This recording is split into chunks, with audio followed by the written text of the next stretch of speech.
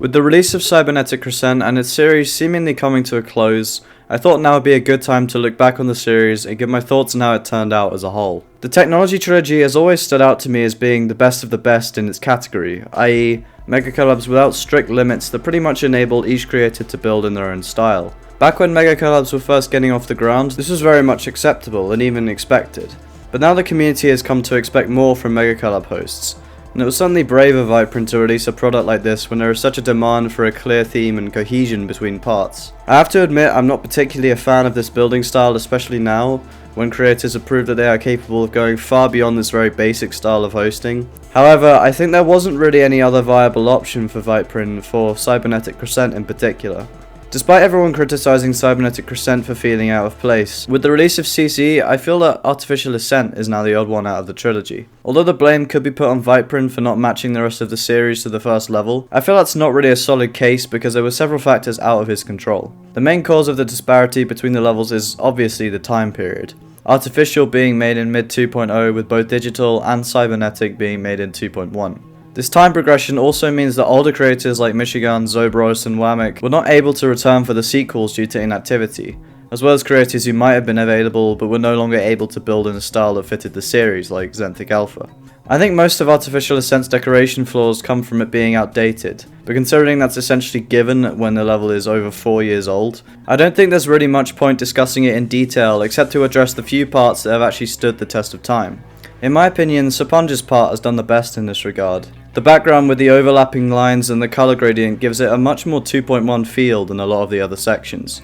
The designs are admittedly quite simple, but the colour contrast between the background and foreground and within the blocks is enough to keep the eye engaged. There's also little things like the 45-degree splits in the blocks, helping to break up the lack of angles in anything else, show that a lot of time was put into making sure this part was good enough for a mega collab of this caliber. Lugia and Heinz are probably the two best design parts in the level, and as a result have aged decently as well. Lugia has some iffy colours, but I've always admired the way he takes such simple blocks and turns them into something appealing without it feeling like a complete mess, especially when almost all of the screen is being filled by foreground decoration. Heinz is very similar in that regard. Him and Lugia using similar block palettes and relying on the foreground to make the part feel full. I do think Heinz's colours are a bit better though. Rainbow is often considered an easy way out in terms of colouring, but Heinz uses hue variations and his trademark unique structuring to put his own spin on it. I also think the rainbow colour scheme works very well for this part of the song, the colour changes syncing well to the background melody while the gameplay syncs to the main tune. I don't really have any other parts I want to talk about, most of them either being pretty average for the time or just not interesting enough for me to want to say anything significant about.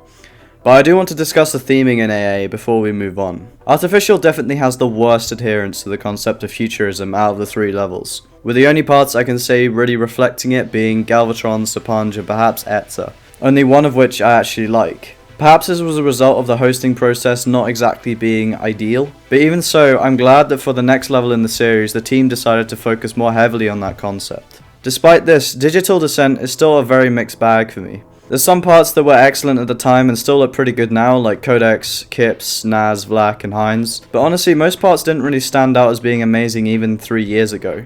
Compound that with the fact that parts like Manix have aged horribly, and just makes the whole level quite disappointing to look back on. Not that there weren't disappointing parts in it already. I remember Carmel's part in particular getting somewhat blasted for being lackluster in terms of effects, and looking back it was probably due to his waning interest in the game, something that Viperin most likely picked up on but felt forced to ignore out of desire to meet community expectation. A similar thing happened with quite a few parts in DD, resulting in the level often feeling like it was made in the wrong generation. Take Etza's part for example. By this point Etza was clearly past his prime in creating and was rapidly losing interest in the game and its community, making only one solo later that same year and seemingly dropping out of the game altogether after that. To put him in such a huge project was pretty obviously a mistake, and it shows in the quality of his part. The detailing and colours are all over the place, the background is very lacking, and it's clear that he didn't really have any idea of how to fill in the structures he made. Back in 2.0 this part would have been perfectly serviceable, but it's clear that Etza had a pretty rough transition to 2.1, and the quality of his decoration didn't match what the community was expecting from him. As a whole, Digital Descent feels like a bit of a mess, and I think the problem was introducing this sort of project to creators who were still learning how to make things look good in 2.1,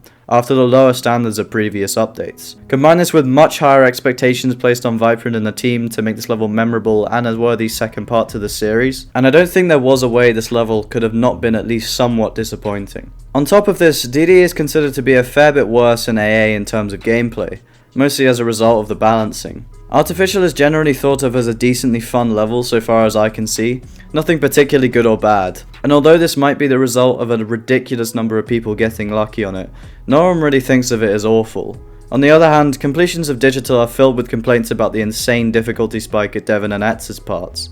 Admittedly, it's more an issue with some than others, and there are obviously some outlying opinions about the two levels, but this balancing is still a huge issue, especially when the level received an update that didn't really seem to do anything. That's not to say the level is a complete disaster. Parts like Devon and Lugia had such good design back in early 2.1 that they still look good now, even though both of them were starting to lose interest in the game around that point. It's just a shame that great parts like these are surrounded by others that really don't match the expected quality of a project as large as this, with creators who are as experienced as this. Even so, community reception of Digital was still overwhelmingly positive in terms of decoration. This can probably be explained by the lack of competition. At the time, no one was really hosting consistently high quality mega collabs like Viprant was. Creating teams and clans had all but died out, meaning this level was a breath of fresh air for mega collabs. Compare this to now and the release of Cybernetic Crescent, where it's become obvious that Geostorm has some actual competition in the form of groups like Cherry Team. Obviously, Geostorm projects are still huge, but CC was released in a very different environment to DD, and as a result has probably received the most criticism of the three levels. Despite this, CC is definitely my favourite of the trilogy, even being supposedly the most experimental in the series. The reason I prefer CC to either of the other levels is because of how well done the theming is. Unlike the previous two levels, which have never really felt futuristic to me, almost every part in CC does a fantastic interpretation of that concept, while also making each part feel unique. Even the parts that are essentially just design, like Heinz and Devon, still give off a very futuristic vibe because they feel somewhat mysterious. Devon through his unusual structuring and unexpected gameplay, and Heinz through the static blocks and moving DOS background.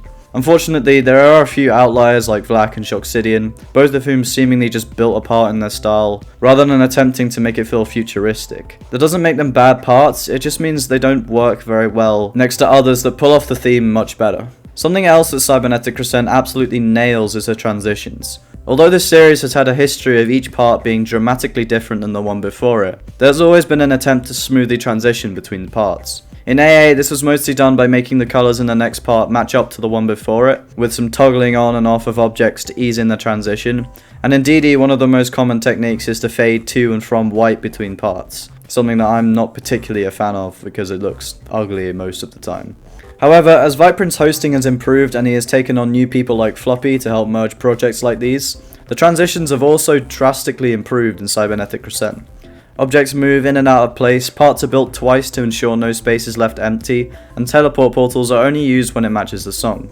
My favourite transition in the whole level is the one into Galvatron's part, where each block is drawn around and then blinks in like it's being created in front of your eyes, which matches incredibly well with the theme. Some of the colour fades like this one between Rostam and Ferdafunky's part look a little weird, but I can give it a pass because creating transitions like these in a solo is difficult enough, and I imagine that coordinating creators and helpers to work together in such a big project is also extremely difficult, and I have to congratulate Viprant and his team for pulling it off as well as they did. Not only are the transitions excellent, I feel that the parts that they lead into are on the whole very visually appealing as well.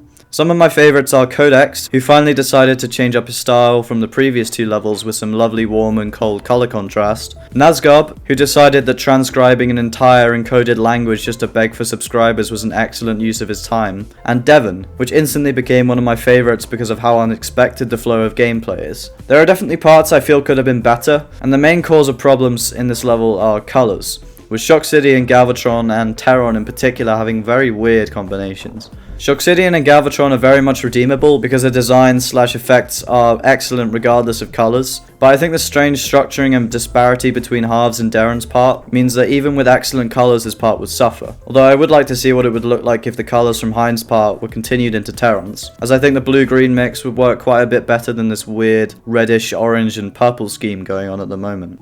One thing that I feel makes CC a lot more disconnected than it should have been is the pacing. The most obvious thing is what percent the drop is at.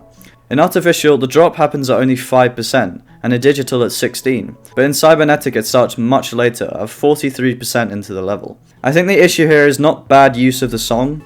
In my opinion, it was used in the best structure possible to give each creator parts similar to what they had in digital or artificial, but rather that the song was wrong for the level. In comparison to Surface or Carnivores, I find the drop of Never Make It to be fairly weak, lacking in the fast-paced nature of Surface and the upbeat feeling of Carnivores. Not only this, but I feel it doesn't carry the same energy throughout the level. I wasn't really a fan of Artificial's near constant speed, but by digital, the formula for build-up, drop and post-drop was pretty clearly laid out, and although Cybernetic has all of those things, it just doesn't feel anywhere near as climactic towards the end, because the song just sort of trails off and fades out, rather than ending with a tension-filled melody that emphasizes the stress of the player. The song is nowhere near the worst of Viperon's worries in terms of the criticisms this level is getting though. If there's one aspect that almost all victors can agree on being bad, it seems to be the balancing. If the reaction to bad balancing in digital was outraged, the reception of cybernetic was positively cataclysmic. Once again, there are varying opinions, but the general idea seems to be that Viperon, Nazgub and Vlak's parts are much harder than the rest, and as a result, quite a lot of people are going after Technical for not doing more to fix it. Viperon did respond, emphasizing the difficulty of balancing everything when each creator makes their own gameplay, and while I do agree with him, it just piles more evidence against mega collabs like these being created in the first place, when people can easily criticize both the gameplay and decoration for being inconsistent.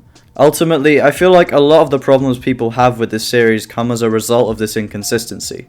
But the problem is that the series has created an environment where that can't really exist without ruining what the series stands for. With the concept of a futuristic series showing the development of creators in that theme over time is interesting to me, it's impossible to make a trilogy in that style and satisfy what people expect from mega collabs so late into the game's history, especially in a time where updates have stagnated and there simply isn't room for levels like these anymore. Despite this, I think Cybernetic Crescent is still the best of the series and one of the best in its genre, and for those who have been around long enough, it will certainly bring some form of nostalgia for when the community's expectations were a lot more manageable. Although Cybernetic Crescent was successful in my eyes, it would be a mistake to make another part to this series, at least until 2.2 comes out. Even then, the incredible capabilities of the editor will most likely render projects like these outdated, because they're just too basic for creators of this caliber to make. As disappointing as that may be for some, I think it's time to move on from these types of mega collabs and fully explore what group projects can do for us in the future.